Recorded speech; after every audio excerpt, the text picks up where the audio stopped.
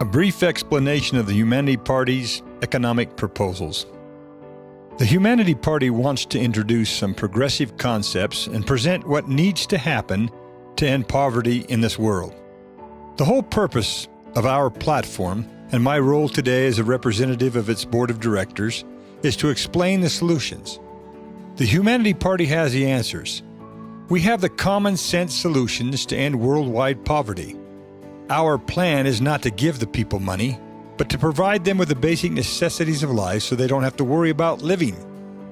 To be able to live and pursue happiness, one shouldn't have to worry about a good, safe place to live, good, healthy food to eat, a good education if one wants it, or good health care.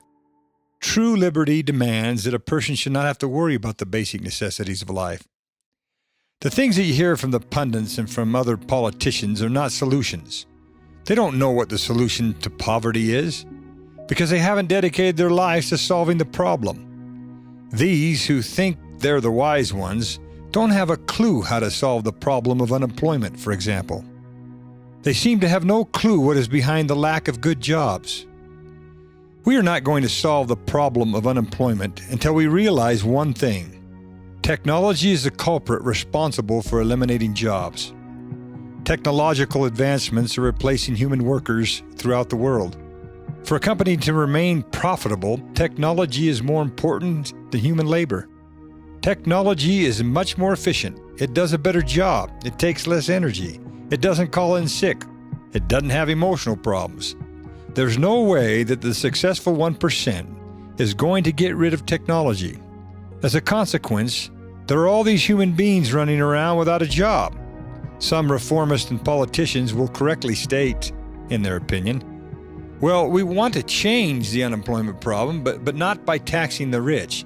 Because if you let the rich keep their money, the argument is that they will reinvest it into businesses, thereby creating more jobs. Some are deceived into thinking this way, that if you put wealth in the hands of the 1%, they'll turn around and create jobs for the 99.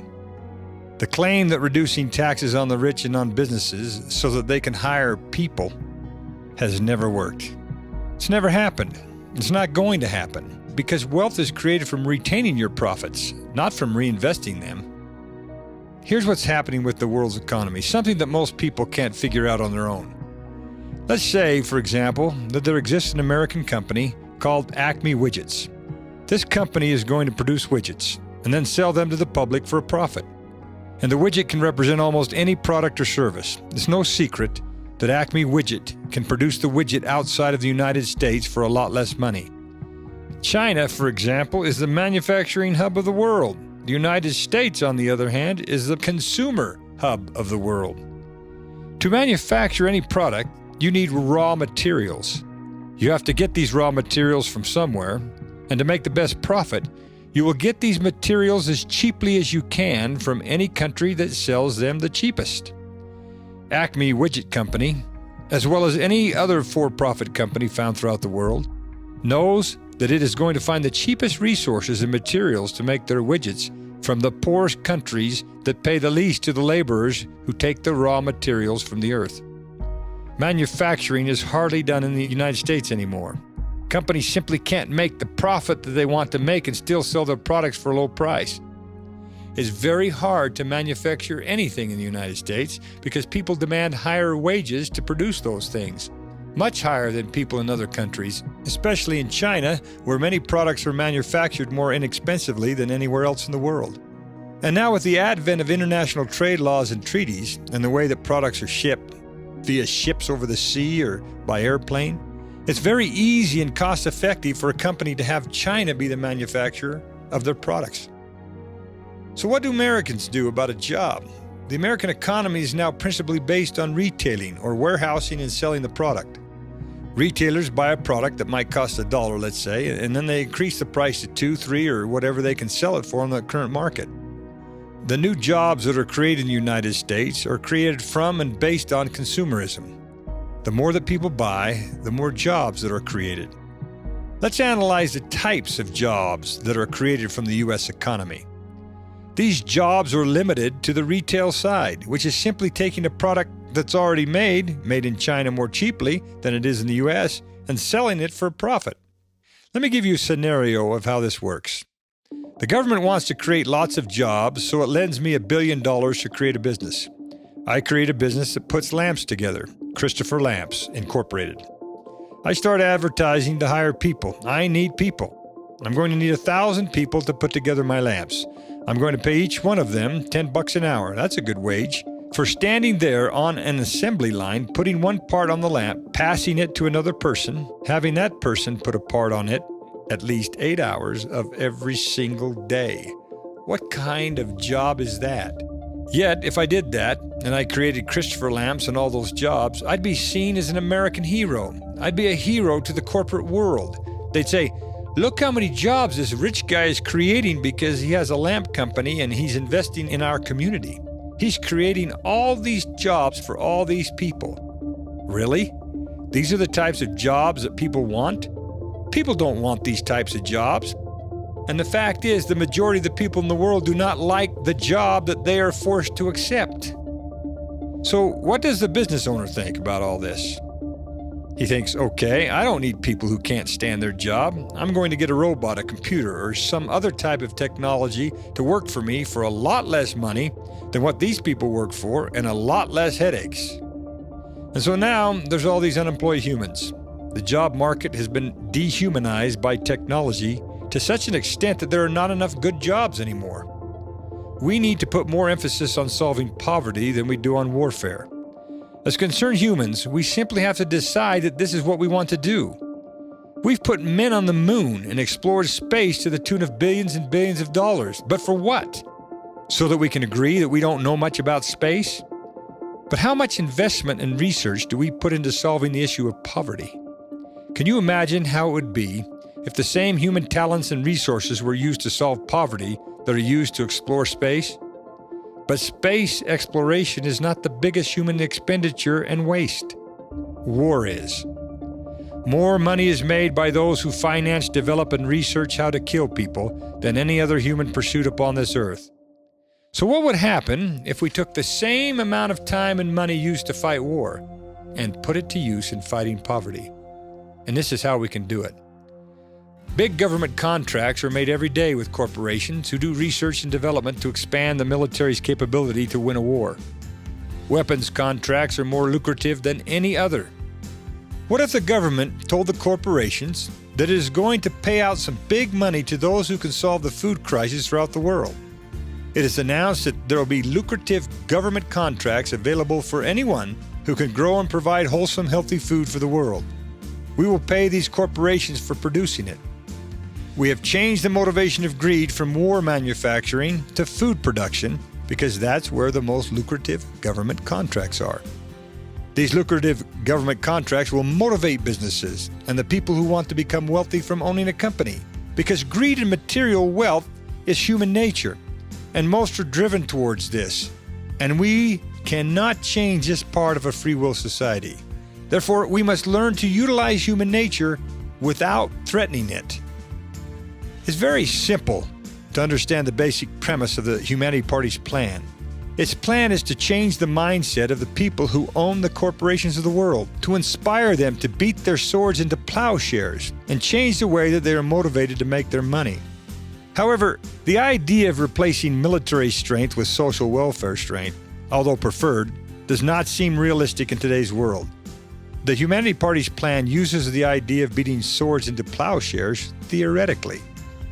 We are attempting to represent how the governments of the world spend money on the things that take human life without benefiting the purpose for human life, that is, the pursuit of happiness. In today's world, because human nature is what it is, a proud sovereign nation, even a competing corporation, cannot be trusted to agree to or support a concept that benefits all nations and people equally. Therefore, there exists the necessity of a strong and well-regulated security force, stronger than any other in the world, to equally protect worldwide human interests. The Humanity Party supports a strong, well-regulated security force that exists solely for the purpose of defending the rights of all people equally. Until military spending can realistically be replaced by basic human needs spending, a strong, well-regulated military is one of the greatest necessities that we have.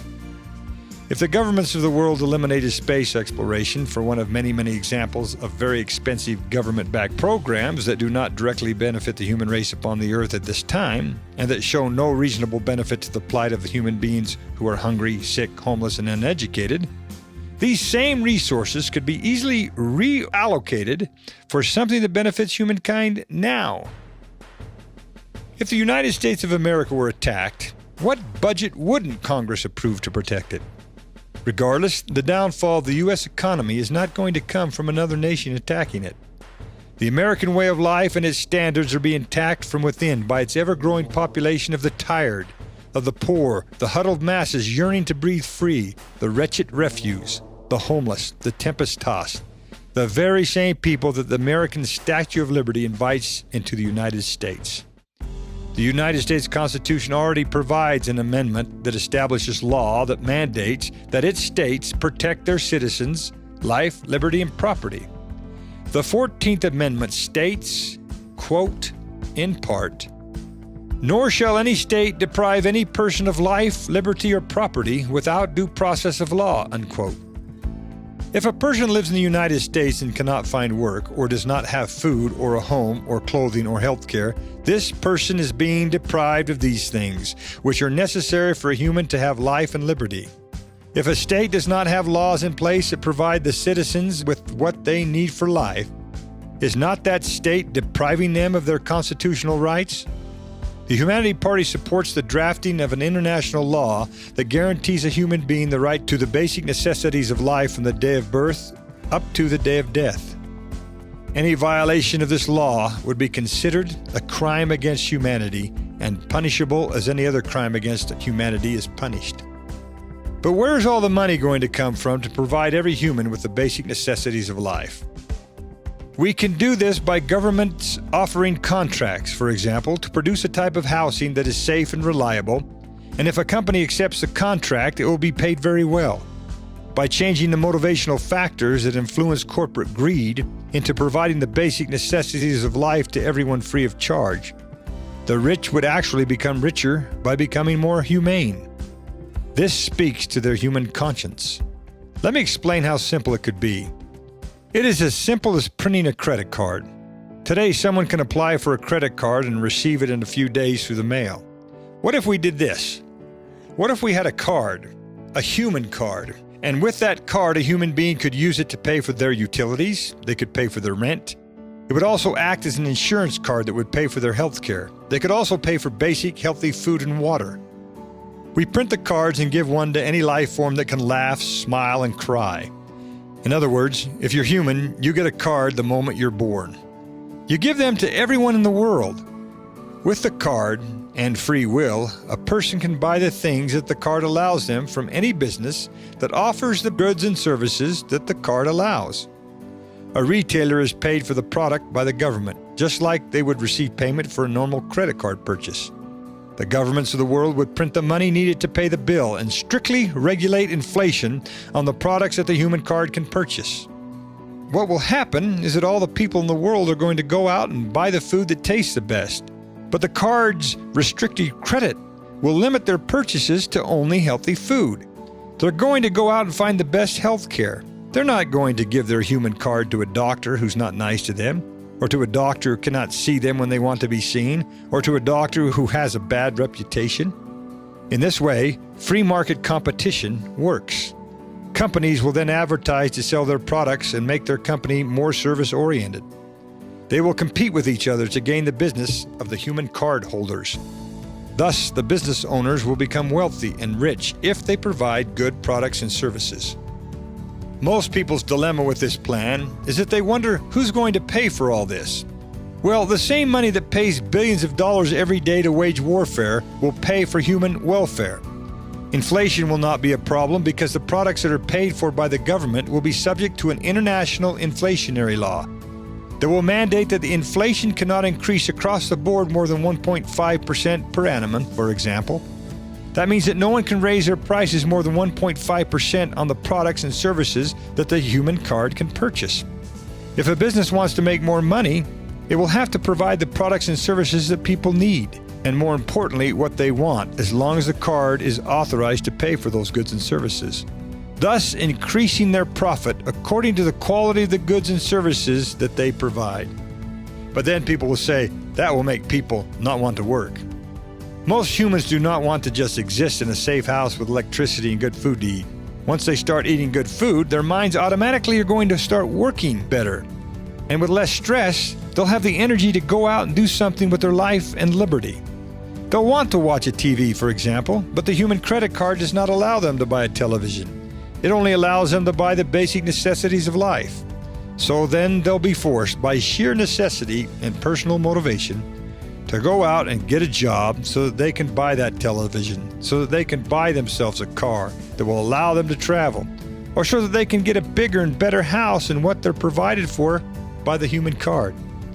Healthy and happy people do not just sit around all day and do nothing.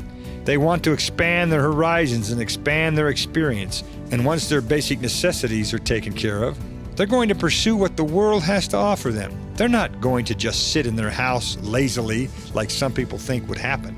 That is a very, very poor argument. The best thing about taking care of people's necessities is that businesses are going to improve working conditions across the board, because people are not going to be forced to work.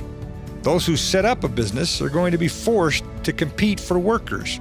They will have to treat workers well, pay them well, and treat them as valuable assets to their bottom line. We won't need labor unions. A free person will simply say, hey, I don't need this job. I've got food to eat and a place to live. I'm going to find a job where I will be treated better. People will work, of course. They will work more than they ever have before if they are provided with the basic necessities of life. Happiness would spread unlike any other time in our history. Even people today who are living on Social Security, who may have Section 8 housing or food stamps, and have all their needs taken care of, do not sit around and do nothing. For example of how our plan will work, go into any Walmart and show where there's a lack of food and products. But how did these products get there? People come and go day by day and take the stuff out of the stores. We already have the technology and the ability to transport products throughout the world in record time. We can put a Walmart in every corner of the earth, in every city, in Sudan, in the Congo, in Darfur, anywhere where there's poverty. We can give the people a human card that is good at these stores that allows them to purchase everything that they need to survive. How could there be any robberies at the store? How could there be any thieves who would say, I'm going to steal your card? They get one anyway. Every human being gets a card. And if you lose it, you get another card without any identification or red tape. Your identification is that you are a human being. Thieves would have no incentive to sell these stolen items to people because the people can already get them for free. So we think about all the problems that are happening throughout the world that are the cause of so much hopelessness and poverty. If somebody stood up and said, let's stop these ridiculous wars that are going on, turn in your guns and your flak jackets, and we're going to give you this card. With this card, you can go into any store and buy all the good, wholesome food that you want. This card will allow you to pay your rent, your utilities, for you and your family. This card will provide you with free medical care and great hospitals with great doctors. You simply go into a hospital of your choice, show them your card, be cared for, and the doctors in these hospitals will charge the government the money, and they will be paid. So the question remains, who's going to pay the human credit cards off? The World Bank. And where is the World Bank going to get the money to pay all this off? It is going to print it like it does every day in order to finance the economies of the world, which generally are all associated with some type of warfare. When the World Bank prints the money, the corporations out there that provide goods and services are going to want to get this new money. They're going to do everything within their power to get the people who have the new money to come into their stores with their human card. A doctor is going to become better at performing his or her services. A retailer is going to be better producer of good, wholesome food. And all these business owners are going to become as rich as the weapon manufacturers currently are. The people of the world who provide the goods and services that maintain the simple necessities of life, they are going to become the wealthiest people in the world. Instead, today, the most wealthy and powerful people in the world are those who deal in military arms. Ironic, isn't it? To the people who are out there spending 8 hours a day, 40 hours a week at least, plus overtime, making minimum wage, who cannot even cover their rent and their utilities and food, it's become a hopeless situation. They have no incentive to work. They think, why should I work? Why don't I sponge off my parents, and why not just go on government welfare? The greatest incentive for the human mind, the greatest motivator, is doing things that we want to do, not things that we are forced to do. We hate doing things that we are forced to do or need to do. We love doing things that we want to do. A person who is provided with the basic necessities of life is going to spend a lot more money in the economy and work harder for those things that he or she wants than one who lives hopelessly in despair and poverty. All you have to do is visit poor families and wealthy families. The kids who belong to wealthy families do not do anything for their basic necessities. They have all the food they need, their home is paid for, their medical care is paid for, but they are driven to have more things. They want to get out there and enter the workforce or go to college and do all the things that they want because all of their basic necessities are already taken care of. Then you go to a poor country.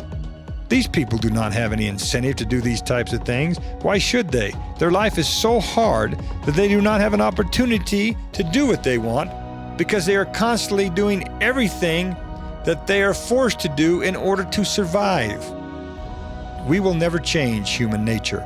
All we can hope to do is motivate human nature. Let the rich be rich and the greedy be greedy, but make their incentive and motivation become life-preserving instead of life-destroying. We are the Humanity Party. This plan will work. It is the only way.